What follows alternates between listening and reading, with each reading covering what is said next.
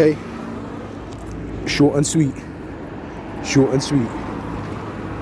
Who is surprised that Arsenal have been getting cleaned up the last couple of weeks and the league has recalibrated itself in terms of who is sitting where? Who's surprised? Who's surprised, really?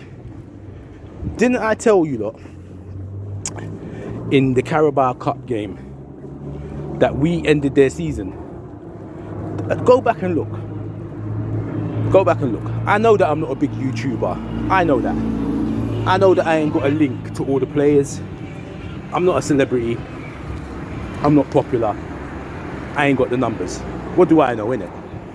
What do I really know? I've just really watched football for the last 30 odd years. But what do I know, innit? So when I tell you that man them from Arsenal are delusional, that your team's gonna get clipped, that your season ended in January, when I say it, I'm not talking because I'm just trying to get sound bites out there or I'm chatting fraff. I'm talking as a proper connoisseur of the game, someone who watches all the matches. I don't just watch Liverpool, I watch all the matches, all the transfer activity, all the players that are coming through, all the other leagues. I watch Wagwan. Plus, I pull on the experience of previous seasons. When I tell you that the league isn't over in November, which is what people said when Man City were running away with it. And I told you in January, and I told you in February, and look, it's April and we're still there. When I tell you these things, it's not a joke. It's not coming from, you know what I mean? So I don't get why certain YouTubers, people listen to them, people follow them, and they chat breeze. Why the little YouTubers like me, who I'm not really a YouTuber in that sense, this is my little broadcast that I put up for myself, own little dialogue, how I can see certain things, because I don't have any agendas. I ain't got a dog in the fight. Like, no one pays me. I ain't got no paid promotion. I ain't got nothing. I do what I want. So when I'm speaking totally objectively when I speak. When I tell you that Arsenal is a dead team because of Mikel Arteta, when I tell you that the man weren't qualified to be at Arsenal, it's like people don't hear what I'm saying. How do you go from assistant manager at Man City to Arsenal, the third greatest team in the English Premier League right now? And I'm giving them that title based on the 13 league titles that they have. So don't get it twisted. How many videos have you seen me pepper these dudes, right? How many videos you see me smacking up Arsenal all the time? I critique them. You know why I critique them so hard? Because they used to be in a place of grace. So I'm going to come at them harder because the standard should be higher for Arsenal. Right? The standard should be higher. They shouldn't be where they're sitting.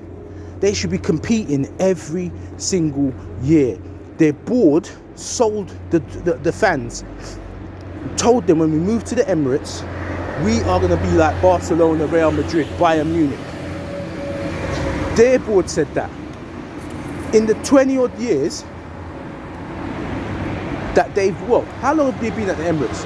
I can't remember what year you went there. All I know is when they went to the Emirates, the trophies in terms of league titles and being a proper contender dried up.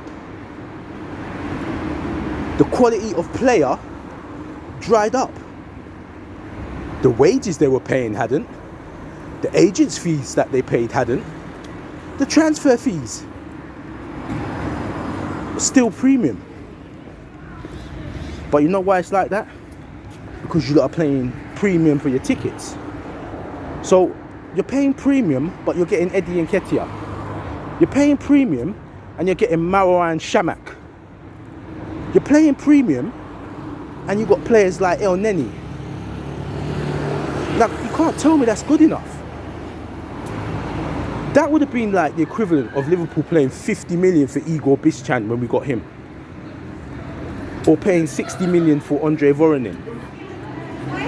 Or paying, let's say, 65 million for David Ngog. or paying 50 million for Paul Konchesky, because that is what Arsenal are doing. You know what I mean? I watched, they got this player, Tavares. Every single time I've seen this guy, he's been hooked off at half time. Every single time. I don't understand it. It's crazy. But this guy's in your first team. So you got to tell me, why is that happening? He signed under Arteta. So what's that about? You get rid of Ozil. Okay, no problem. You get rid of Alexis Sanchez. You get rid of Aubameyang. Who's in their place? It's a madness. So we fast forward. Arsenal was in 4th position. Had 3 games in hand from what I remember. We're laughing at Tottenham. Laughing at Man United. Everybody and their dog is telling the Arsenal fans, yo, hold it down, because you ain't finished the season yet. The gas chamber opens up. Not gas chamber, sorry. The gas tank. Yeah, you lot are just gassing. Your team's up there. Now all of a sudden, we're hearing the excuses again. The Arteta out business. A few weeks ago, I saw people debating, oh man, Arteta's got it right. Arteta's a G. Process. I'm not even an Arsenal fan, and I'm seeing this, and I'm saying to myself, Arteta hasn't changed. Arteta is Lampard. Arteta is Ole Gunnar Solskjaer. I did a video 2 years ago, I think, on the 3 of them, telling you all that they're frauds, telling you that none of them will win the league title at their respective clubs at the time. Man United, Chelsea and Arsenal. I said it. Again, people don't listen to me, because what do I know? Ain't got the numbers, have I? Ain't got a big Instagram following, have I? But I'm just telling you from a football perspective, these men are not qualified. So far, 2 of them have proved me right. Mikel Arteta has proved me right as the 3rd candidate, but he hasn't been sacked yet, which is what I said was going to happen. Hasn't been sacked yet. But you know what? It won't. His position should be untenable this season. If he doesn't qualify for the Champions League, remember I said to you, the criteria that Mikel Arteta has, because he had no Europe, so he's playing 1 game a week.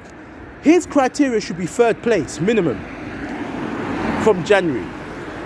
It should be 3rd place minimum, because he had nothing to play for. Nothing to play for in January, apart from the league. So I don't understand how anyone still supports this guy, how they don't see he's a fraud, how he's still at the club. It's a madness. Absolute madness. But let's see what happens. I think Arsenal are going to end up 5th at this stage, because Tottenham are 4th. I don't think Tottenham lost yesterday. How the hell they lost to Brighton, I don't know, because they should, not that Brighton are crap, but for the run that they've been on recently, I was expecting them to win that game. How can Brighton come to North London and literally own both teams? You know what I mean? It's crazy. They come to North London and shut the place down and then go back to the seaside. Madness. But in a way, you got to look at it that Tottenham effed up and Arsenal bottled it again. So I don't think, even though Tottenham got that defeat, I think Tottenham are going to hold 4th now. I cannot see. I mean, they got to play us, and I'm hoping that we don't, because Harry Kane has just got a bad habit of scoring against us. This punk always turns up against us. You know what I mean? I don't know if his dad's a Man United fan or what, but he just always seems to want to deliver against Liverpool. And his cheating just ramps up another level when he comes to Anfield. So, this guy, I don't know. I'm just hoping Van Dijk and everyone shuts him down. But anyway, I just thought, let me put this video up quick because, yeah, Arsenal, they just shoot themselves in the foot every single time. It is just madness, man. I wouldn't buy a season ticket again for Arsenal if I was their fans. You've got Eddie and Nketiah up front, no goals. How can you have no goals for 3/4 of a season? And you're a striker. How can you be a Premier League striker and you've got no goals in the Premier League? That alone, he should donate his wages to the local charity in Hackney and Islington. He should donate his wages, until he scores, he should donate his wages to multiple charities and youth programs until he scores a goal. It's absolutely insulting. And again, Arteta's getting praised for kicking out Aubameyang, but you ain't replaced the goals. Absolute disgrace. Anyway, I could talk about Arsenal until the cows come home. Let's just wait for their next defeat. The Southampton game, I predicted that Arsenal would actually lose. So again, I'm not surprised with this result.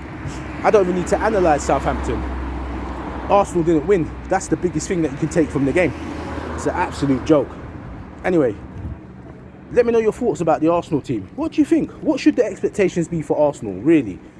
What should they be? Because they should be higher than what we even look at for Chelsea. You know what I mean? It should be higher. But let me know. What do you think? Put your comments below.